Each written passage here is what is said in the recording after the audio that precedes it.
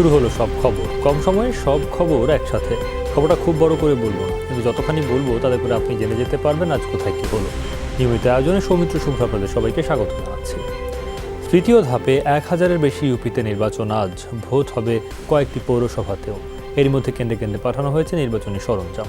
জেলা ও উপজেলা নির্বাচনী অফিস থেকে পৌঁছে দেওয়া হয়েছে ব্যালট বাক্স, পেপার, অমোচনীয় কালি সহ সব ধরনের উপকরণ। যেসব স্থানে ইভিএমে ভোট হবে সেখানে বসানো হয়েছে ইলেকট্রনিক ভোটিং মেশিন।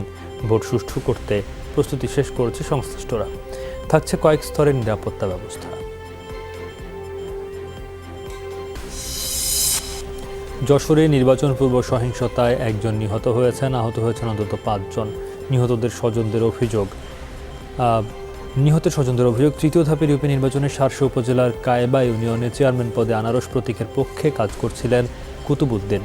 শনিবার রাতে রুদ্রপুর গ্রামে তাদের উপর হামলা চালায় নৌকার সমর্থকরা। এতে মারা যান কুতুব। চিকিৎসক জানান, নিহতের ঘাড়ে ভোঁতা কিছু দিয়ে আঘাত করা হয়েছে। মস্তিষ্কে রক্তক্ষরণের কারণে তার মৃত্যু হয়। হামলায় আহত বাকি 5 জনের মধ্যে 2 জনের অবস্থা গুরুতর। এদিকে রাতে একই উপজেলার ডিহি ইউনিয়নে 2 প্রার্থী সমর্থকদের মধ্যে সংঘর্ষে 4 জন আহত।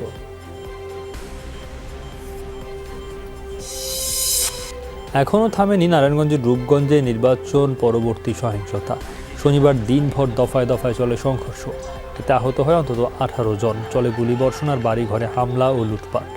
এলাকাবাসীর অভিযোগ, নির্বাচনের হারের বদলা নিতে উপজেলার কায়েতপাড়া ইউনিয়নের নাওরা এলাকায় পরাজিত মেয়র প্রার্থী মোশাররফ ও তার লোকজন হামলা চালায়। এ সময় ইটপাটকেল নিক্ষেপ ও আগ্নেয়াস্ত্র ব্যবহার করা হয়। ভাঙচুর আর লুটপাট করা হয় 10-12টি বাড়িঘর। পরিস্থিতি স্বাভাবিক রাখতে সেখানে মোতায়েন করা হয়েছে র্যাব ও পুলিশ সদস্য। এর আগেও সে এলাকায় মোশা বাহিনীর সাথে এলাকাবাসীর কয়েক দফা সংঘর্ষের ঘটনা ঘটে। গত 11 নভেম্বর দ্বিতীয় ধাপের ইউপি নির্বাচনে পরাজিত হওয়ার পর থেকে এই সংঘর্ষ চলছে।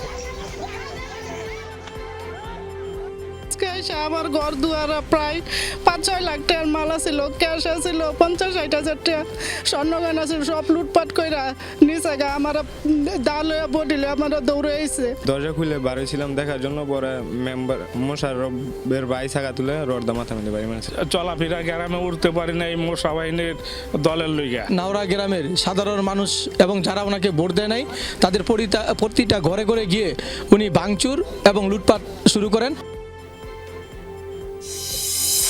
ভোলায় যুবলীগ নেতা খোরশেদ আলম টিটু হত্যা মামলায় একজনকে গ্রেফতার করেছে পুলিশ। শুক্রবার রাতে ধনিয়া কাঠির মাথা এলাকা থেকে আবুল বাশারকে গ্রেফতার করা হয়। জব্দ করা হয় হত্যায় ব্যবহৃত স্পিডবোট। এর আগে রাতেই নিহতের ভাই 16 জনকে আসামি করে হত্যা মামলা করেন। শুক্রবার সন্ধ্যায় ভোলার মদনপুর ইউনিয়নের নবনির্বাচিত চেয়ারম্যান নাসির উদ্দিন নান্নুর সংবর্ধনা অনুষ্ঠান শেষে বাড়ি ফিরছিলেন তার সমর্থকরা। মেঘনা নদীর নাসির মাঝি এলাকায় দুর্বৃত্তদের গুলিতে নিহত হন টিটু। এদিকে টাঙ্গাইলের নাগরপুরে নির্বাচনী সহিংসতায় একজন নিহতের ঘটনায় মামলা হয়নি, আটকও হয়নি কেউ।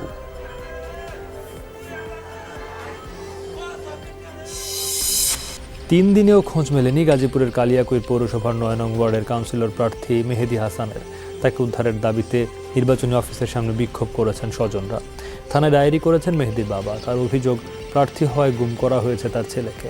মেহেদীকে উদ্ধারের চেষ্টা চলছে বলে জানিয়েছে পুলিশ। বৃহস্পতিবার ফজরের নামাজ শেষে বাড়ি থেকে বেরিয়ে নিখোঁজ হন মেহেদী। পৌরসভার 9 নম্বর ওয়ার্ডের কাউন্সিলর প্রার্থী তিনি। প্রশাসন এবং দেশবাসীর কাছে দৃষ্টি আকর্ষণ করে বলছি, আমার ছেলেকে জীবিত অবস্থায় আমার কাছে ফিরিয়ে দেওয়া। পুলিশ প্রশাসন খুঁজতেছে কিন্তু এখনো পাওয়া যাইতেছে। উনি আসলে অপহরণ হলেন কি নিজের থেকে আত্মগোপন করলেন বিষয়টা তো আমাদের জানা নেই। পুলিশ ব্যবস্থাটা এটা নিবে, এটা পুলিশই বিষয়। চট্টগ্রামের হাটহাজারীর 14 নম্বর শিকারপুর ইউনিয়ন পরিষদে অবাধ, সুষ্ঠু, নিরপেক্ষ নির্বাচন নিয়ে শঙ্কা প্রকাশ করেছেন এক প্রার্থী। চট্টগ্রাম প্রেস ক্লাবে সংবাদ সম্মেলনে চেয়ারম্যান প্রার্থী আব্দুল খালেক অভিযোগ করেন, কেন্দ্র দখলের জন্য নির্বাচনী এলাকায় সশস্ত্র বহিরাগতদের জড়ো করা হচ্ছে। কর্মী সমর্থক এবং সাধারণ ভোটারদের ভয়, ভীতি, হুমকি ধামকি প্রদর্শন করছেন প্রতিদ্বন্দ্বী প্রার্থী আবু বকর সিদ্দিক। ভোটের মাঠে সুষ্ঠু পরিবেশ নিশ্চিতে নির্বাচন কমিশন ও পুলিশ প্রশাসনের প্রতি আহ্বান জানান তিনি। মাদারীপুরে স্বতন্ত্র চেয়ারম্যান প্রার্থীর এক সমর্থককে হাতুড়ি পেটা করেছে দুর্বৃত্তরা। বাধা দিলে এক নারীর আঙুল কেটে ফেলে তারা। শুক্রবার রাতে সদর উপজেলার কালিকাপুর ইউনিয়নের হোসনাবাদ এলাকায় এই ঘটনা ঘটে। আহতরা হলেন চেয়ারম্যান প্রার্থী হবি মাতুব্বর ও চন্দ্রবান নামের এক নারী। প্রত্যক্ষদর্শীরা জানান, হোসনাবাদ এলাকার একটি রাস্তায় দাঁড়িয়েছিলেন হবি মাতুব্বর। এ সময় দেশীয় অস্ত্রশস্ত্র নিয়ে হামলা চালায় একদল দুর্বৃত্ত। এই ঘটনায় তদন্ত করে আইনগত ব্যবস্থা নেওয়ার কথা জানিয়েছে পুলিশ।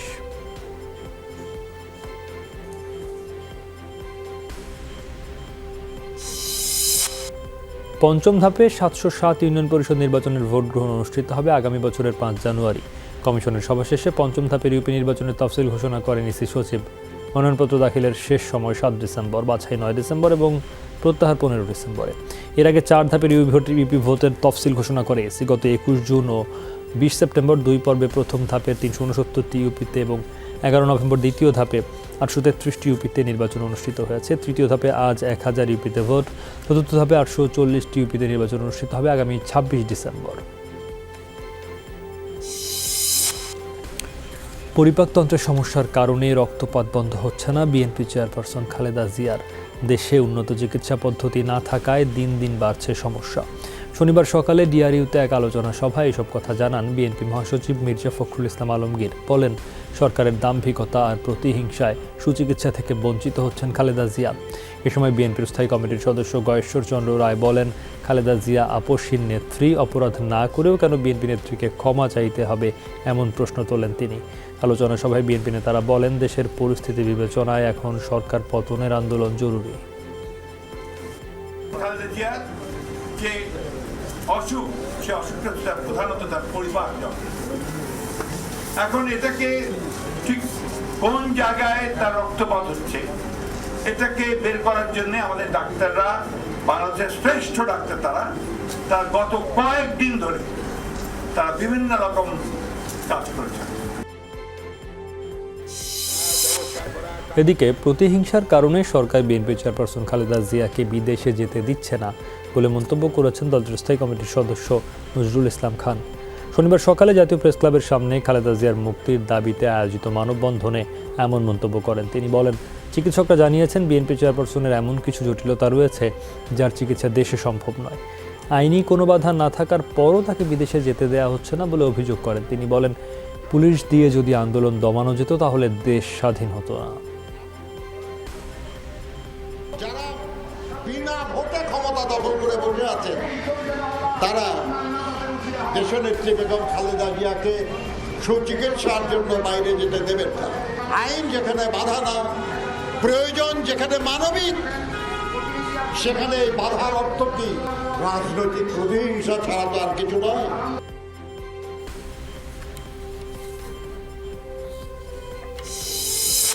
খালেদা জিয়াকে বিদেশে চিকিৎসার জন্য পাঠাতে হবে এমন কথা কোনো চিকিৎসক বলছে না, বলছেন শুধু বিএনপির নেতাকর্মীরা। এমন মন্তব্য করেছেন আওয়ামী লীগের যুগ্ম সাধারণ সম্পাদক মাহবুবুল আলম হানিফ। শনিবার বিকেলে তথ্য ভবনে স্বাধীনতার সুবর্ণ জয়ন্তীর আলোচনা সভায় তিনি খালেদা জিয়াকে অপরাধ স্বীকার করে রাষ্ট্রপতির কাছে ক্ষমা চাওয়ার পরামর্শ দেন। বলেন, রাষ্ট্রপতি যদি বিএনপি চেয়ারপারসনকে ক্ষমা করেন তাহলে তিনি চিকিৎসার জন্য যেখানে খুশি যেতে পারবেন। বিএনপি নেতাকর্মীরা সহজ পথে না হেঁটে আন্দোলনের নামে বিশৃঙ্খলা সৃষ্টি করে দেশের শান্তি নষ্ট করছে বলে অভিযোগ করেন আওয়ামী লীগের যুগ্ম সাধারণ সম্পাদক মাহবুবুল আলম হানিফ। বিদেশে পাঠাইতে হবে এটা কোনো চিকিৎসক বলছে না, বলছেন বিএনপিরা। মহামান্য রাষ্ট্রপতির কাছে উনি তার দোষ স্বীকার করে ক্ষমা চাইলে মহামান্য রাষ্ট্রপতি যদি ক্ষমা করে দেন উনি একজন মুক্ত মানুষ হয়ে গেলেন, তার দণ্ড থাকলো। তখন ইচ্ছা করলে উনি বিদেশে যেখানে খুঁজে সেখানে যেতে পারেন, কিন্তু বিএনপিরা সেই পথে হাঁটে না।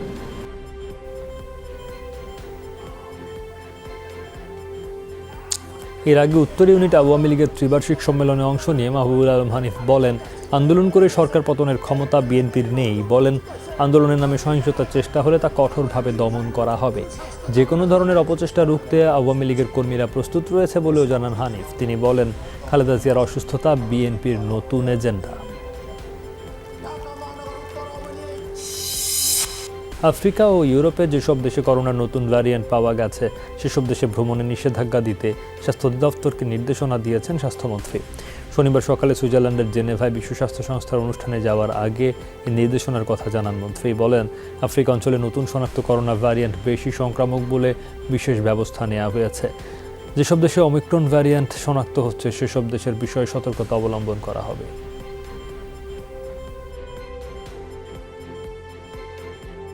সাউথ আফ্রিকান ভ্যারিয়েন্ট বিষয়ে আমরা অবহিত হয়েছি এবং এই ভ্যারিয়েন্টটি খুবই অ্যাগ্রেসিভ। সে কারণে আমরা সাউথ আফ্রিকার সাথে যোগাযোগ এখনো স্থগিত করা হচ্ছে এবং সকল এয়ারপোর্ট, ল্যান্ডপোর্ট এখানেও স্ক্রিনিং প্রক্রিয়া আরো জোরদার করা হয়েছে। করোনায় দেশে প্রাণহানি হয়েছে আরও 2 জনের। এ নিয়ে মোট মৃত্যু 27,975। 24 ঘন্টায় শনাক্ত হয়েছেন 155 জন। পরীক্ষার অনুপাতে শনাক্তের হার 1.15%। নমুনা পরীক্ষা হয়েছে 13,462টি। এ পর্যন্ত শনাক্ত 15,75,579 জন। 24 ঘন্টায় সুস্থ হয়েছেন 188 জন। মোট সুস্থ 15,40,018 জন।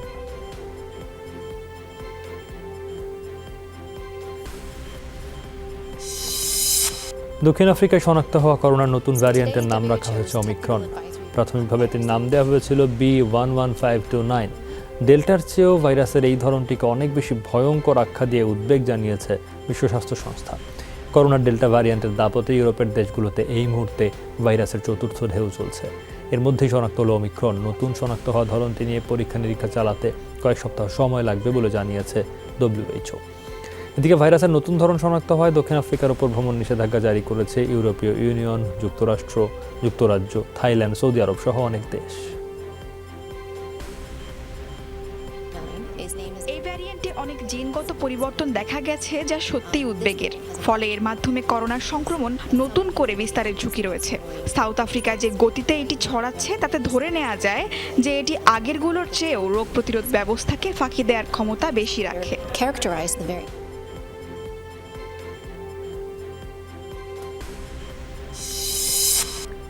দক্ষিণ আফ্রিকা থেকে নেদারল্যান্ডস পৌঁছানো বিমানের 2টি ফ্লাইটের 61 জন যাত্রীর শরীরে শনাক্ত হয়েছে করোনা ভাইরাস। এরই মধ্যে আক্রান্তদের আইসোলেশনে পাঠানো হয়েছে। তবে তাদের কেউ নতুন ভ্যারিয়েন্ট ওমিক্রনে আক্রান্ত হয়েছে কিনা তা এখনও নিশ্চিত হওয়া যায়নি। নতুন ভ্যারিয়েন্ট শনাক্তে আক্রান্তদের ফের পরীক্ষা করা হবে বলে জানিয়েছে কর্তৃপক্ষ। বিমানের ফ্লাইট 2টিতে মোট 600 জন যাত্রী ছিলেন। এর আগে দক্ষিণ আফ্রিকায় করোনার নতুন ভ্যারিয়েন্ট ওমিক্রন শনাক্ত হওয়ার পরপরই এটিকে ভয়ঙ্কর আখ্যা দিয়ে উদ্বেগ জানায় বিশ্ব স্বাস্থ্য সংস্থা। সংক্রমণ ঠেকাতে রোববার পর্যন্ত আংশিক লকডাউন বাড়িয়েছে ডাচ সরকার।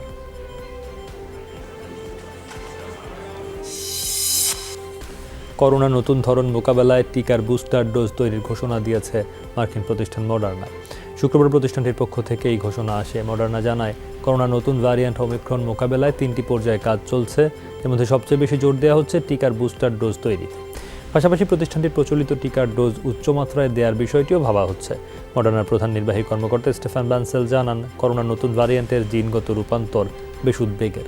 এটি মোকাবেলায় কার্যকর উপায় বের করতে কাজ চলছে।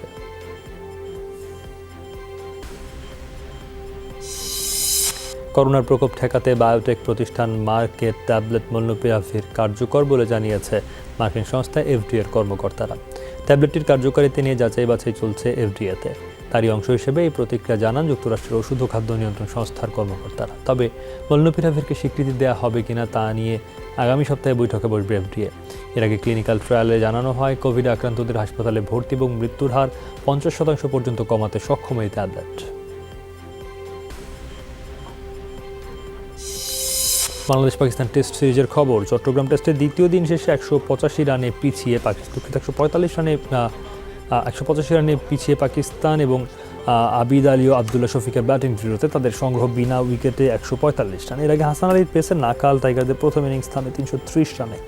আগের দিনের 4 উইকেটে 253 রান নিয়ে দ্বিতীয় দিন ব্যাটিং শুরু করে স্বাগতিকরা। শুরুতেই হাসান আলীর পেসে লেগ বিফোরের ফাঁদে পড়েন সেঞ্চুরিয়ান লিটন। 114 রানে তার বিদায়ের পর ব্যর্থ অভিষিক্ত ইয়াসির আলী।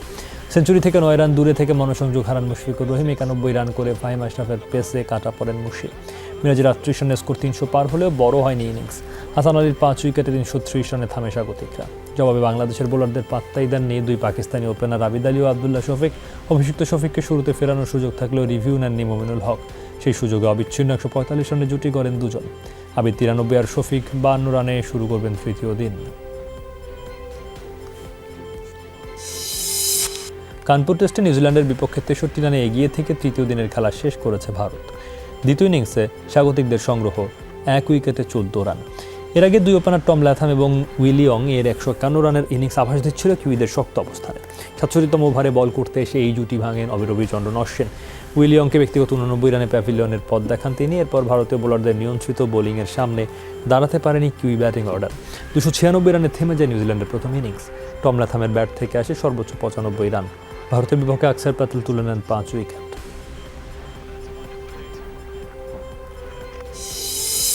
করোনার নতুন ভ্যারিয়েন্ট ওমিক্রন আতঙ্কে সিরিজের মাঝপথে দক্ষিণ আফ্রিকা থেকে দেশে ফিরে যাচ্ছে নেদারল্যান্ডস। দক্ষিণ আফ্রিকায় দ্রুতই ছড়িয়ে পড়ছে করোনার এই নতুন ভ্যারিয়েন্ট, যার ফলে রাজটা একটি ওয়ানডে খেলেই ফিরে যাচ্ছে নিজ দেশে। সিরিজের 3টি ওয়ানডের প্রথমটি ছিল 26 নভেম্বর, বাকি 2 ওয়ানডে ম্যাচ হওয়ার কথা ছিল 28 নভেম্বর ও 1 ডিসেম্বর। আগামী মাসে 3টি টেস্ট ও 3টি ওয়ানডে এবং 4টি টি20 খেলতে দক্ষিণ আফ্রিকা যাওয়ার কথা আছে ভারতের। কিন্তু ওমিক্রনের কারণে বিরাট, রোহিত শর্মাদের দক্ষিণ আফ্রিকা সফর নিয়ে তৈরি হয়েছে শঙ্কা। নির্মাণে প্রচলিত স্টিল বেছে নেবেন নাকি বেছে নেবেন এশিয়ার প্রথম কোয়ান্টাম ইলেকট্রিক আর্ক ফার্নেসে তৈরি বিশ্বসেরা স্টিল জিপিএইচ ইস্পাত, দৃঢ়তার প্রতিশ্রুতি। এদিকে করোনার নতুন ধরনের কারণে বাতিল হলো নারীদের বিশ্বকাপ বাছাই পর্ব, আর এতেই সুখবর মিলেছে বাংলাদেশের। 2022 সালে নিউজিল্যান্ডে প্রথমবারের মতো ওয়ানডে বিশ্বকাপে অংশগ্রহণ করবে টাইগার্সরা। আফ্রিকা অঞ্চলে করোনার নতুন ভ্যারিয়েন্ট ওমিক্রনের প্রকোপ বৃদ্ধি পাওয়ায় টুর্নামেন্ট বাতিল করার সিদ্ধান্ত নেয় আইসিসি। বাংলাদেশ, পাকিস্তান এবং উইন্ডিজ তাদের র্যাঙ্কিংয়ের কারণে নিউজিল্যান্ডে নারী বিশ্বকাপে সরাসরি খেলার সুযোগ পাবে। এর ফলে প্রথমবারের ওয়ানডে বিশ্বকাপে অংশগ্রহণ করবে বাংলাদেশ নারী ক্রিকেট দল। এছাড়া আইসিসি ওডিআই চ্যাম্পিয়নশিপে বিশ্বকাপের 8 দলের সাথে যুক্ত হবে আয়ারল্যান্ড এবং শ্রীলঙ্কাও। বিরোধী দলের সদস্যদের কাছে বিদেশে টাকা পাচারকারীদের তালিকা চেয়েছেন অর্থমন্ত্রী। সংসদ অধিবেশনে তিনি বলেন, তালিকা দিলে অর্থ পাচারকারীদের বিরুদ্ধে ব্যবস্থা নেওয়া হবে। এদিকে পাকিস্তান ক্রিকেট দলের পক্ষ নিয়ে কথা বলায় বিএনপির সংসদ সদস্য হারুনুর রশিদের ওপর ক্ষোভ ছাড়েন সরকার দলীয় এমপিরা। শনিবার সংসদে টোল আদায় সংক্রান্ত মহাসড়ক বিল ও ব্যাংকার বহিঃসাক্ষ্য বিল পাশ হয়। যারা পাচার করে তাদের তালিকা আমাকে দেন। আমি তো পাচার করি না। আমি বিশ্বাস করি আপনারা পাচার করেন না। সুতরাং পাচার কে করে আমি জানবো কেমন করি যদি আপনারা যদি না দেন। আমাদের দেশের ক্রিকেট, আমাদের দেশের ফুটবল, আমাদের দেশের মেয়েরা সারা পৃথিবীতে খেলছে, সেখানে পতাকা উড়ে না বাংলাদেশের? এখানে অনেক সদস্য দেখলাম যে সেদিন বিভিন্নভাবে এটাকে নিয়ে বিদ্বেষপূরক কথাবার্তা বলছে। তিনি যেইভাবে পাকিস্তানের পক্ষ অবলম্বন করে এই সংসদে তিনি কথা বললেন, এতে তার প্রকৃত চরিত্র বেরিয়ে এসেছে। বাসে অর্ধেক ভাড়ার দাবিতে শনিবারও সড়কে অবস্থান নিয়ে বিক্ষোভ করেছে বিভিন্ন কলেজের শিক্ষার্থীরা। দুপুরে ধানমন্ডি ডাবা প্লাজার সামনে মিরপুর সড়ক অবরোধ করে তারা। বিক্ষোভের কারণে যান চলাচল বন্ধ হয়ে যায়। শিক্ষার্থীরা জানান, 2018 সালের নিরাপদ সড়ক আন্দোলনের সময় দেয়া 9 দফা দাবি বাস্তবায়ন করতে হবে। এ সময় রবি ও সোমবার ঢাকার বিভিন্ন স্পটে বিক্ষোভ করার কথাও জানান। একই সাথে সড়কে ফিটনেস ও লাইসেন্সবিহীন যানবাহন যাচাই কার্যক্রম চলবে। পরে 9 দফা দাবি বাস্তবায়নের জন্য 2 দিন সময় দিয়ে সড়ক ছাড়ে তারা।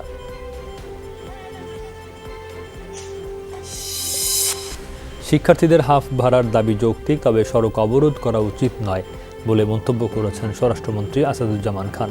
শনিবার হোটেল ইন্টারকন্টিনেন্টালে এক অনুষ্ঠানে তিনি একথা বলেন।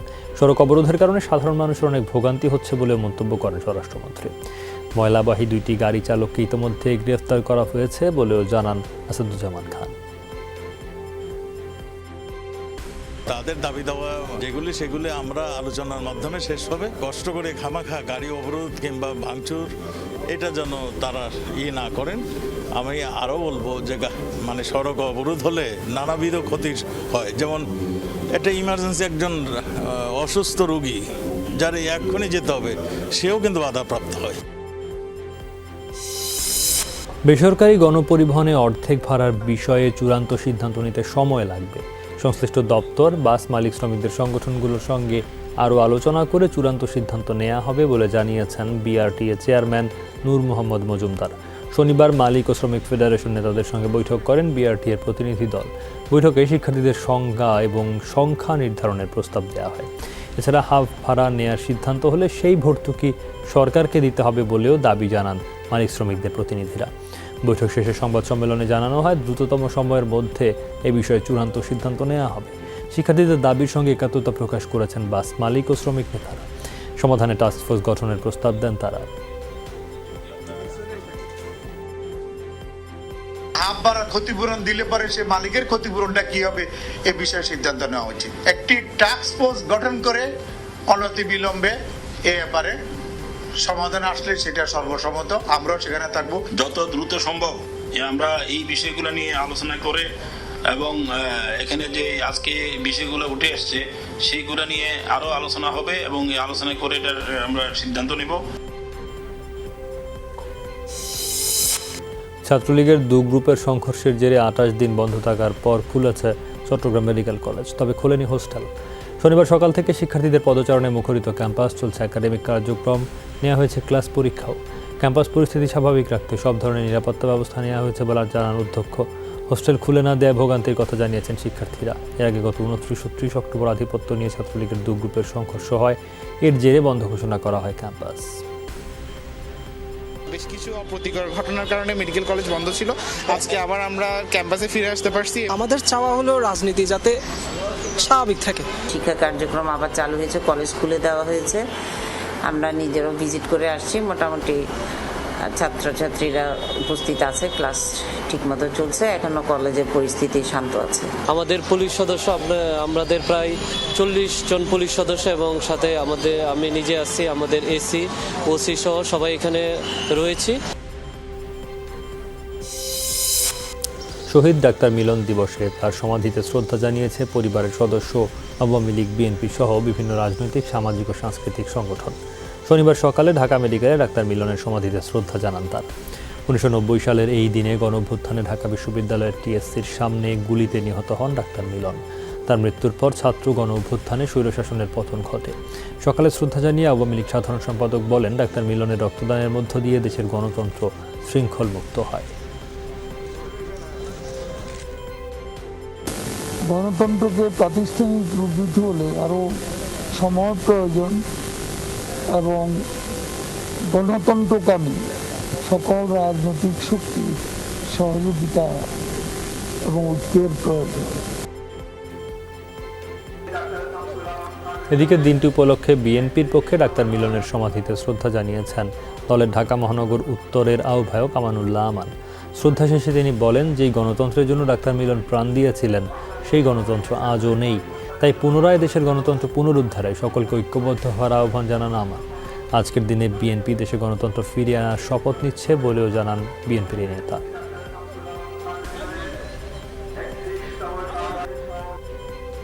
যে গণতন্ত্রের জন্যে, যে জনগণের ভোটাধিকার প্রতিষ্ঠার জন্যে ডাক্তার মিলন শহীদ হয়েছিল, আজকে দেশনেত্রী বেগম খালেদা জিয়া গণতন্ত্রের মা, তিনি 9 বছর সংগ্রাম করে আন্দোলন করে গণতন্ত্র পুনরুদ্ধার করেছিল।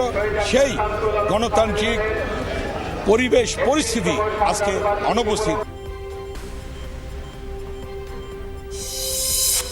যমুনা গ্রুপের প্রয়াত চেয়ারম্যান ও মুক্তিযোদ্ধা নুরুল ইসলাম সহ গুলশান হেলথ ক্লাবের মারা যাওয়া সদস্যদের জন্য দোয়া মাহফিল অনুষ্ঠিত হয়েছে। গুলশানে বিচারপতি শাহাবুদ্দিন পার্কে এই দোয়ার আয়োজন করা হয়। এ সময় গুলশান হেলথ ক্লাবের যেসব সদস্য করোনায় মারা গেছেন তাদের আত্মার মাগফিরাত কামনা করা হয়। দোয়া মাহফিলে বলা হয়, নুরুল ইসলাম শুধুমাত্র একজন শিল্পপতি ও মুক্তিযোদ্ধা ছিলেন না, ছিলেন মানবতার ফেরিওয়ালা। দেশ ও সমাজের উন্নয়নে নিজেকে বিলিয়ে দিয়েছিলেন তিনি। গত বছরের 13 জুলাই রাজধানীর একটি হাসপাতালে মারা যান এই মুক্তিযোদ্ধা। করোনা মহামারীতে গুলশান হেলথ ক্লাবের আরও কয়েকজন সদস্য মারা গেছেন।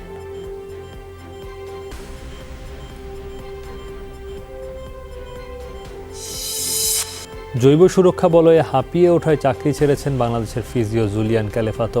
পাকিস্তানের বিপক্ষে টি-20 সিরিজটি ছিল তার শেষ অ্যাসাইনমেন্ট। কোভিড প্রোটোকলে ক্লান্ত হয়ে বিসিবির সাথে আর চুক্তি নবায়ন করেননি ক্যালেফাতো। নিজের ইনস্টাগ্রাম বার্তায় এই ফিজিও জানান, করোনাকালে কোয়ারেন্টিনের সঙ্গে খাপ খাইয়ে নেওয়াটা কঠিন হয়ে পড়েছে তার জন্য। গত 18 মাসে 100-র বেশি কোভিড টেস্ট দিয়ে বিরক্ত ক্যালেফাতো। পান্থপথে ময়লার গাড়ির চাপায় আহমেদ কবিরের মৃত্যুর ঘটনায় ঘাতক চালক সিটি কর্পোরেশন তালিকাভুক্ত নন বলে জানিয়েছে র্যাব। তেল চুরির টাকার একটা অংশ ঘুষ দিয়ে গাড়ি চালাতো সে। কারওয়ান বাজারে র্যাবের মিডিয়া সেন্টারে সংবাদ সম্মেলনে জানানো হয়, সিটি কর্পোরেশনের ঊর্ধ্বতন কর্মকর্তার যোগসাজশে 3 বছর ধরে গাড়ি চালিয়ে আসছিল সে। বিনিময়ে প্রতিদিন 18 থেকে 20 লিটার তেল চুরি করত, যার কমিশন পেতেন ওই ঊর্ধ্বতন কর্মকর্তাও।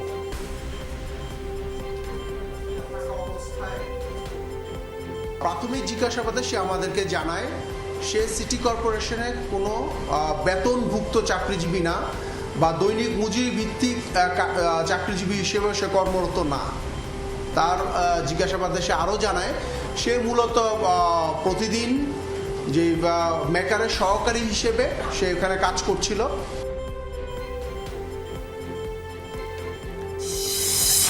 রাজধানীর দক্ষিণ কেরানীগঞ্জে পিকআপ ভ্যানের ধাক্কায় বউ ও শাশুড়ি নিহত হয়েছেন। সকাল 11:30টার দিকে এই দুর্ঘটনা ঘটে। এই ঘটনায় এক শিশু আহত হয়েছে। সকালে নিহত বউ মৌসুমী ও শাশুড়ি রূপবানু মিডফোর্ড হাসপাতালে করোনার টিকা নিতে যান। তাদের সঙ্গে ছিল শিশু মোহনা। টিকা নেওয়া শেষে সিএনজি যোগে হাসনাবাদ ব্রিজের গোড়ায় নামেন তারা। এই সময় রাস্তা পার হওয়ার সময় একটি পিকআপ ভ্যান তাদের ধাক্কা দেয়। তিনজনই রাস্তায় ছিটকে পড়েন।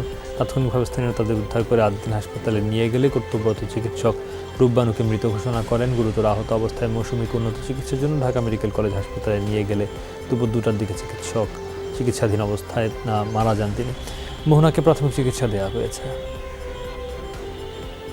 রাস্তা ক্রসিংয়ের চেষ্টা করতেছিল, তখন তো বিপরীত থেকে পিকআপ ভ্যান তাদেরকে চাপা দিয়ে চলে যায়। টিকা দিতে গেছিল, স্কুলে তো আসছি আর এই সময় ফোন দিচ্ছে। বাসার থেকে আইতে আইতে আমি অ্যাম্বুলেন্সে উঠা হালাইছে, তখন আর কি আমি থাপ্পাদা আমার বোনে উঠাই দিচ্ছে, হাসপাতালে আইছি লগে। এই অভিযোগ কার কাছে করবো, অভিযোগ করে লাভ আছে? এটা তো গাড়ি দরকারই নাই, কোনো কিছু কথা নেই, অনেক কারা করবো। রাজধানীর ওয়ারি হেয়ার স্ট্রিটের পাশ থেকে পাওয়া নবজাতকটি মারা গেছে। ঢাকা মেডিকেলে চিকিৎসাধীন অবস্থায় মারা যায় শিশুটি। শুক্রবার রাত 11:30টার দিকে সড়কের পাশে শিশুটিকে পড়ে থাকতে দেখে উদ্ধার করেন স্থানীয়রা। এলাকাবাসীর দাবি, একটি 7তলা ভবন থেকে ফেলে দেওয়া হয় নবজাতককে। কান্নার শব্দ শুনতে পেয়ে এগিয়ে যায় তারা। পরে শিশুটিকে উদ্ধার করে স্থানীয় নিবেদিতা হাসপাতালে নেওয়া হয়, কিন্তু ভর্তি না করায় নেওয়া হয় ঢাকা মেডিকেলের জরুরি বিভাগে। সেখানে চিকিৎসাধীন অবস্থায় শনিবার সকালে মৃত্যু হয় নবজাতকটির।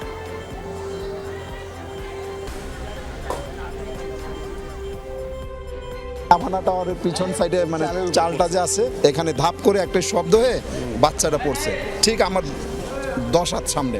2তলা অথবা 3তলা থেকে একটা বাচ্চা পড়ছে, ওপায় ডেলিভারি হয়েছে। বাচ্চাটা পড়ছে যেভাবে এই পাশে মাথায় আঘাত পাইছে।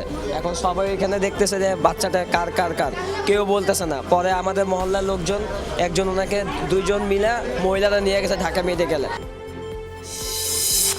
ঢাকা বিশ্ববিদ্যালয়ের শতবর্ষ ও সুবর্ণ জয়ন্তী উদযাপন উপলক্ষে গণমাধ্যম ব্যক্তিত্বদের নিয়ে উপাচার্য ভবন চত্বরে অনুষ্ঠিত হয়েছে মিলন মেলা। এতে দেশের প্রায় সব টেলিভিশন পত্রিকার প্রধান ও সম্পাদকরা অংশ নেন। উপাচার্য অধ্যাপক ডক্টর আখতারুজ্জামান তাদের স্বাগত জানান। উপাচার্য বলেন, বিশ্ববিদ্যালয়ের ইতিহাস ঐতিহ্য রক্ষায় গণমাধ্যম সবসময় বড় অবদান রেখেছে। বিশ্ববিদ্যালয়ের শতবর্ষে গণমাধ্যম ব্যক্তিত্বরা শিক্ষক শিক্ষার্থীদের পাশে থাকবেন বলে আশা প্রকাশ করেন উপাচার্য। যে মানুষগুলোর মাধ্যমে আমরা অনেক মানুষের কাছে পৌঁছতে পারি। আর সবচেয়ে বড় কথা হলো তাদের যে সৃজনশীল লেখনী, সেই লেখনীগুলো এবং তাদের দৃষ্টিভঙ্গি পরামর্শ, সেগুলোও কিন্তু আমাদেরকে নানাভাবে সহায়তা করবে।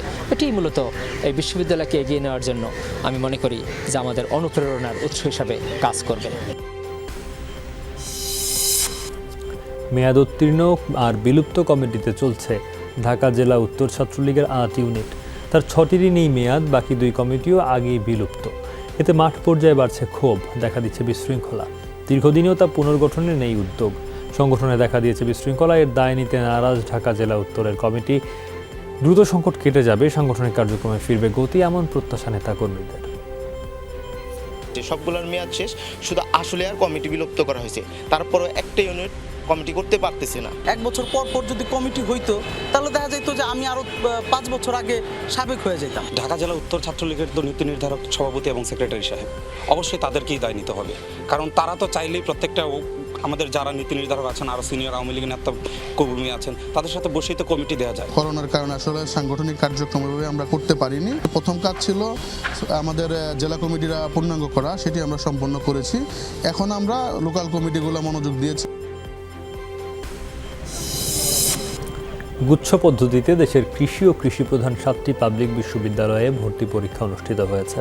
দেশের 7টি কেন্দ্রে শনিবার বেলা 11:30 থেকে দুপুর 12:30 পর্যন্ত এই পরীক্ষা অনুষ্ঠিত হয়। অংশ নেয় 35,000 শিক্ষার্থী।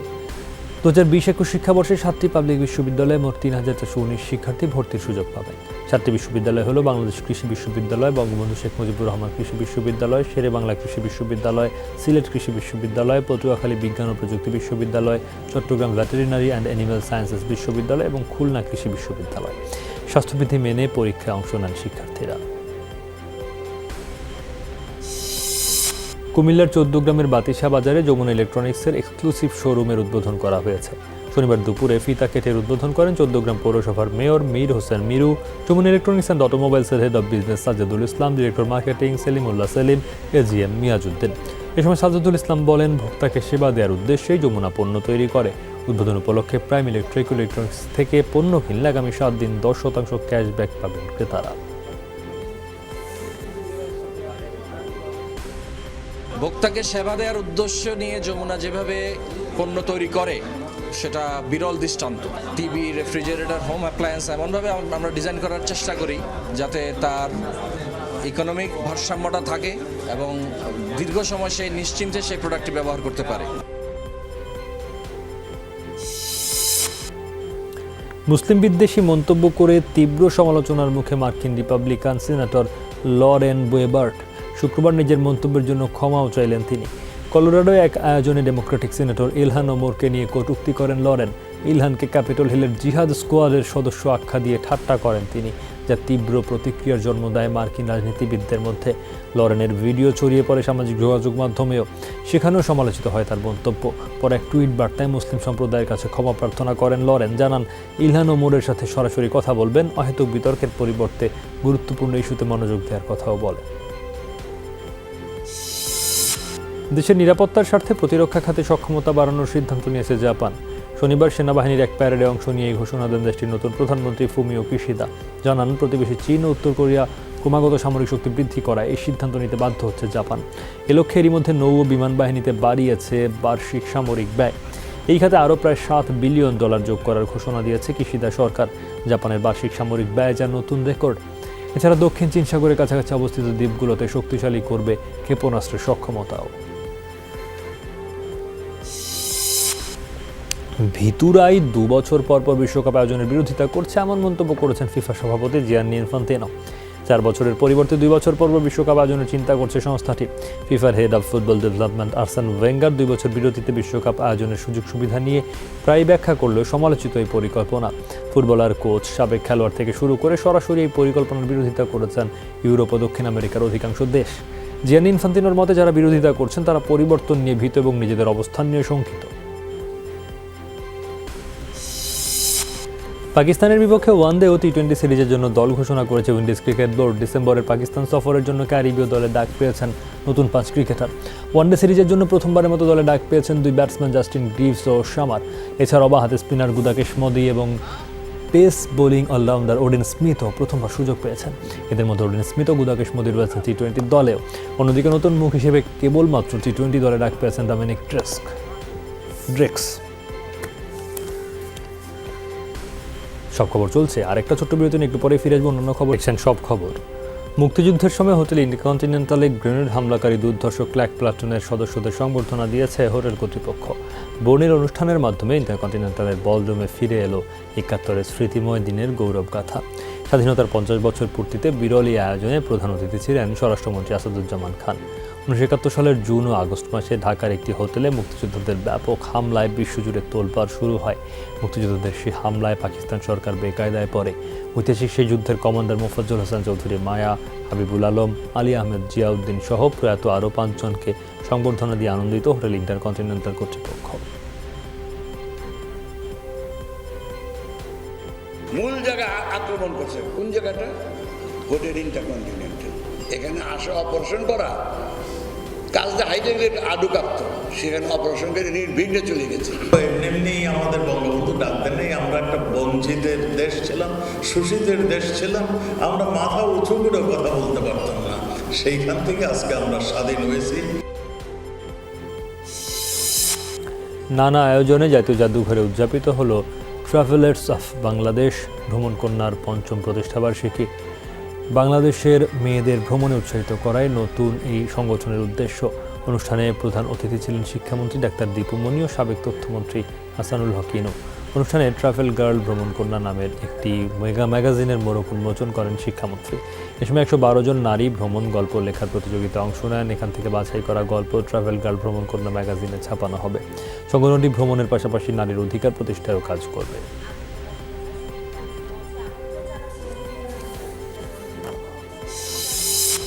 প্রাথমিক স্টেজে চিকিৎসা করা গেলে স্তন ক্যান্সার নিরাময় সম্ভব।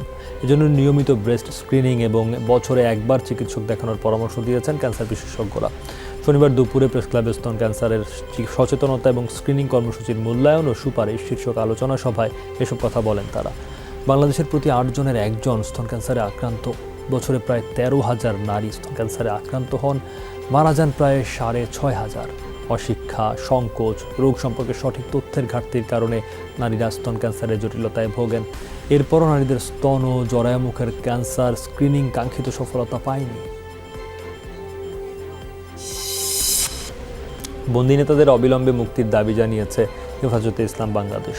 শনিবার দুপুরে জাতীয় প্রেস ক্লাবে আয়োজিত সম্মেলনে সংগঠনের নেতারা বলেন, হেফাজত কোনো রাজনৈতিক সংগঠন নয়, ক্ষমতায় কে এলো বা আসবে তা জানতে চায় না হেফাজত। কেবল ইসলাম ও দ্বীনের খেদমত করবে সংগঠনটি। নেতারা বলেন, দেশে ইসলামের আইন বাস্তবায়ন হলে কোনো সংখ্যালঘু নির্যাতিত হবে না, কারণ ইসলাম অন্যের ক্ষতি করে না। লঙ্কা বাংলা ফাইন্যান্স লিমিটেডের পরিবেশনায় দেশে প্রথমবারের মতো আয়োজন করা হয় ফিনটেক অ্যাওয়ার্ড 2021। শনিবার রাতে রাজধানীর শেরাটন হোটেলে আয়োজিত অনুষ্ঠানে 11টি বিভাগে 26টি অর্থ প্রযুক্তি উদ্ভাবনকে সম্মাননা প্রদান করা হয়। 100-র বেশি অংশগ্রহণকারীর মধ্য থেকে বিজয়ীদের বাছাই করা হয়। অনুষ্ঠানের আয়োজকরা জানায়, ফিনটেক অর্থ প্রযুক্তির নতুন সমাধান খুঁজে বের করে দেশের সকল শ্রেণীর মানুষের সেবায় কাজ করবে। অনুষ্ঠানে উপস্থিত ছিলেন বাংলাদেশ ফিনটেক ফোরামের প্রতিষ্ঠাতা শরীফুল ইসলাম ও ব্যবস্থাপনা পরিচালক সৈয়দুল এইচ খন্দকার। সেরা শিক্ষার্থীদের সম্মাননা জানাতে ইন্ডিপেন্ডেন্ট ইউনিভার্সিটি বাংলাদেশে আয়োজিত হলো একাডেমিক অ্যাওয়ার্ড প্রদান অনুষ্ঠান। শনিবার বসুন্ধরা আবাসিক এলাকায় আইইউবি নিজস্ব ক্যাম্পাসে অনুষ্ঠানটি উপাচার্য তানভীর হাসানের সভাপতিত্বে এতে প্রধান অতিথি হিসেবে ছিলেন বিদ্যুৎ প্রতিমন্ত্রী নসরুল হামিদ। বিশেষ অতিথি আইইউবির বোর্ড অব ট্রাস্টের চেয়ারম্যান এ মতিন চৌধুরী। শিক্ষার্থীদের 2টি ক্যাটাগরিতে মোট 5টি বিভাগের উপর সম্মাননা দেওয়া হয়। শেষ হয়েছে ডিপিএস এসটিএস স্কুলের টেডএক্স ইভেন্ট এবং প্রথমবারের মতো এমন আয়োজন করে স্কুলটি। দিনব্যাপী এই আয়োজনে সমাজের বিশিষ্টজন তাদের কর্ম ও অভিজ্ঞতার কথা শোনান। স্কুলের শিক্ষার্থীরা এই আয়োজনের মাধ্যমে গুরুত্বপূর্ণ ব্যক্তিদের সঙ্গে আলাপচারিতার সুযোগ পায়। প্রথমবারের এমন সফল আয়োজনে সন্তুষ্টির কথা জানিয়েছে ডিপিএস এসটিএস স্কুল কর্তৃপক্ষ। মেধাবীদের একত্র করে ভবিষ্যতেও টেড টক আয়োজন করার প্রত্যাশা প্রতিষ্ঠানটির। বিভিন্ন সময় দুর্ঘটনায় নিহত পরিবহন শ্রমিকের পরিবারকে অর্থ সহায়তা দিয়েছে চট্টগ্রাম জেলা ট্রাক ও কাভার্ড ভ্যান শ্রমিক ইউনিয়ন। এই উপলক্ষে সংগঠন কার্যালয়ে অনুষ্ঠানে 9 জন শ্রমিকের পরিবারের হাতে 5,40,000 টাকার অনুদানের চেক হস্তান্তর করা হয়। এ সময় ইউনিয়নের নেতারা বলেন, কর্মরত অবস্থায় মৃত্যু হলে তহবিল থেকে সহায়তার বিধান রয়েছে।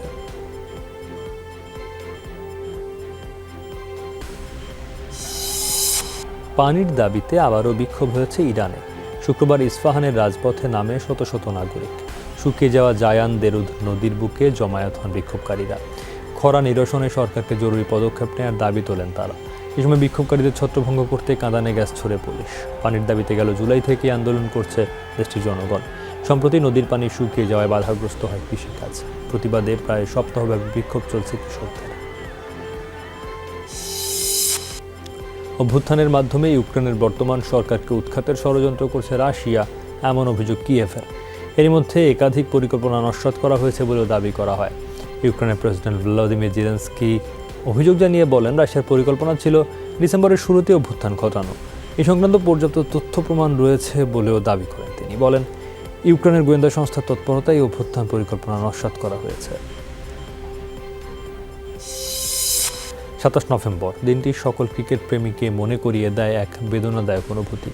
কারণ এই দিনেই ঘরোয়া লিগে ব্যাটিং করার সময় আচমকা এক বাউন্সারের আঘাতে প্রাণ যায় অস্ট্রেলিয়ান ব্যাটসম্যান ফিলিপ হিউজের। 25 বছর বয়সী হিউজের বিদায়ে মুষড়ে পড়ে ক্রিকেট বিশ্ব। আজ তার 7ম মৃত্যুবার্ষিকী। এই ছিল সব খবরে।